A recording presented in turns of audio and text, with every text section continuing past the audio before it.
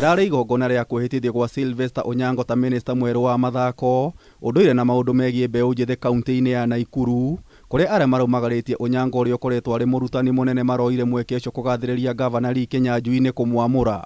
This is the governor of this county, Lord. He has served, and we are also wishing him a good luck to more serving in the coming future. As a country, we have one major problem. Across all parties, our society, we have become very greedy.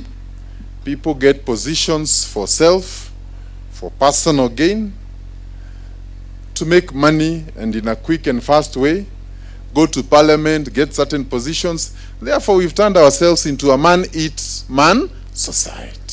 No mwena-inĩ wake Kinyanjui oigĩte gĩko gĩkĩ gĩtibatiĩ kuonekana tarĩ kĩama, akiuga ndũrĩrĩ ciothe cirĩ na kĩhoto gĩa kũgĩa na mĩeke ya ũtongoria thirikari-inĩ yake. And I must confirm that any country that does not take care of its youth has no future.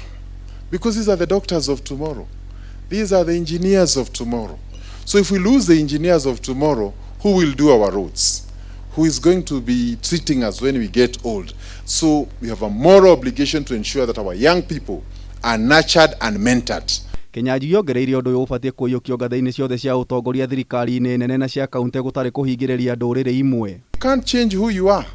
And the thing we can do, the least we can do is just to embrace each other and walk a journey of faith and a journey of being together. Hĩndĩ ya igongona rĩrĩ Kinyanjui nĩ arahumbirwo mathaga ma muthuri wa rũrĩrĩ rwa Jaluo. Rĩu mũingĩ ũgĩeterera kuona kana gĩko gĩkĩ kĩrĩ na uge wothe wa kĩũteti.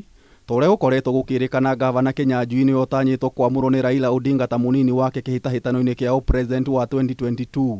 It is not about me and myself. It is about us as a community. Even if you turned out to be the richest person in a village of poor people who can't feed themselves, who don't go to school, that is not the society that we want. And I'm saying it is time to return humanity into our politics. Ngĩribotera Kameme TV, njĩta Gĩtaũ.